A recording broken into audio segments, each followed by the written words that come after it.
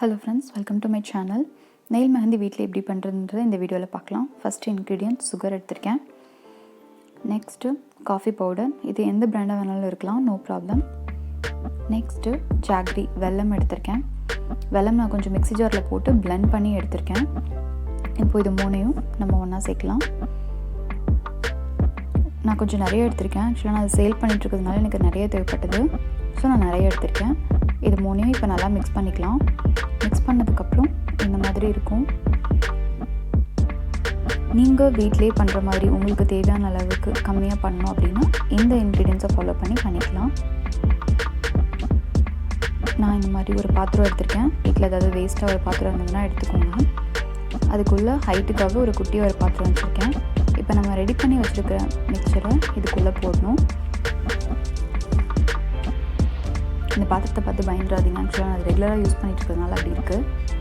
இப்போது நம்ம ரெடி பண்ணி வச்சுருக்கிற மிக்சரை அதை சுற்றியும் போடுறேன்.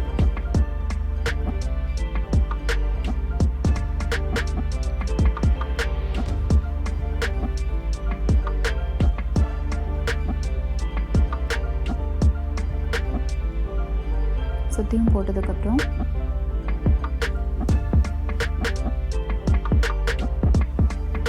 நான் ஸ்டவ்வில் வைக்கிறேன்.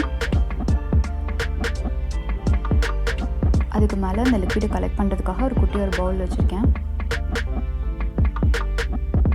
அதுக்கும் மேலே தண்ணி எடுத்துருக்கேன். இந்த தண்ணி எப்போவுமே கொஞ்சம் சில்லுன்னு இருக்கணும். கொஞ்சம் சூடானதுக்கப்புறம் இந்த தண்ணியை சேஞ்ச் பண்ணுற மாதிரி இருக்கும்.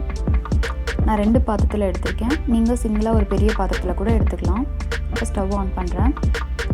சிம் லோ பண்ணிவிட்டு 15 மினிட்ஸ்க்கு அப்படியே இருக்கணும். 15 மினிட்ஸ்க்கு அப்புறமா கொஞ்சம் கூல் டவுன் ஆனதுக்கப்புறமா நீங்கள் அதை ஓப்பன் பண்ணி பார்க்கலாம். ஆஃப்டர் 15 மினிட்ஸ் லிக்விட் கலெக்ட் ஆகிருக்கும். அதை சுற்றியும் பாருங்கள், அந்த மிக்சர் நல்லா டார்க்காக கருகி போயிருக்கணும். அப்போ தான் லிக்விட் நிறையா கிடைக்கும். நமக்கு அந்த லிக்விட் கிடச்சிருச்சு. இதை வேறு பவுலுக்கு ட்ரான்ஸ்ஃபர் பண்ணிடலாம். லிக்விடோட கலர் அண்ட் கன்சிஸ்டன்சி செக் பண்ணிக்கோங்க. இந்த கலரில் தான் இருக்கணும். நான் சில வீடியோஸில் பார்த்தேன், அது வேறு கலரில் இருந்தது. அந்த மாதிரி இருந்தால் கலர் வராது. இந்த கலரில் இருக்கக்கூடாது. இந்த கலரில் இருந்தால் கலர் வராது. லிக்விடாக இருக்கணும். அதுவும் இல்லாமல் இப்போ நம்ம நெக்ஸ்ட் இன்க்ரீடியண்ட் மைதா ஆட் பண்ணிக்கலாம். உங்களுக்கு எவ்வளோ லிக்விட் கிடச்சிருக்கோ அதுக்கு தகுந்த அளவுக்கு மைதா ஆட் பண்ணிக்கோங்க. நான் 2 டேபிள் ஸ்பூன் ஆட் பண்ணியிருக்கேன். நல்லா மிக்ஸ் பண்ணிக்கோங்க. மிக்ஸ் பண்ணதுக்கப்புறமா அதோட கலர் இந்த மாதிரி இருக்கணும். அதையும் செக் பண்ணிக்கோங்க. நான் பார்த்த வீடியோஸில் வேறு கலரில் இருந்தது, டார்க்காக இருந்தது. அந்த மாதிரி இருந்தால் நெய்யில் போடும்போது கலர் வராது.